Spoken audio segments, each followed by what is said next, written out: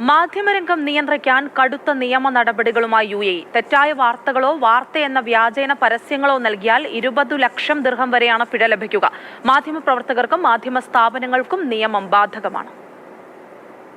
മാധ്യമരംഗത്തെ ശക്തിപ്പെടുത്തുകയും ഏകീകരിക്കുകയും നവീകരിക്കുകയും ചെയ്യുകയെന്ന ലക്ഷ്യത്തോടെയാണ് UAE media council പുതിയ നിയമം പ്രഖ്യാപിച്ചത്.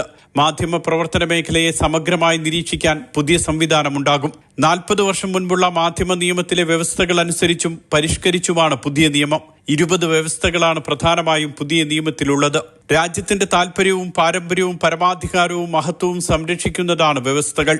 മാധ്യമങ്ങളിൽ നൽകുന്ന പരസ്യങ്ങളുടെ ഉള്ളടക്കം നിരീക്ഷിക്കും. പൊതുജനങ്ങളെ തെറ്റിദ്ധരിപ്പിക്കുന്ന വിവരങ്ങൾ പ്രസിദ്ധീകരിക്കരുത്. പരസ്യവും വാർത്തയും തമ്മിൽ വേർതിരിച്ചറിയാൻ കഴിയാത്ത വിധത്തിൽ നൽകാൻ പാടില്ല. ആരോഗ്യരംഗം പോലുള്ള മേഖലകളിൽ ആധികാരികമല്ലാത്ത വിവരങ്ങൾ പരസ്യങ്ങളിൽ പോലും ഉൾപ്പെടുത്തരുത്. പ്രാദേശികമായ ഉള്ളടക്കം, സിനിമ, സാഹിത്യം തുടങ്ങിയവ പ്രോത്സാഹിപ്പിക്കണം.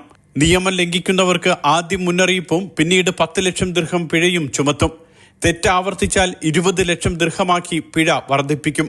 മാധ്യമ സ്ഥാപനങ്ങൾക്കുള്ള ലൈസൻസ്, ഉടമയ്ക്കും വ്യക്തികൾക്കും നൽകിയ മറ്റനുമതികൾ എന്നിവയെല്ലാം റദ്ദാക്കുമെന്നും മീഡിയ കൗൺസിൽ അറിയിച്ചു.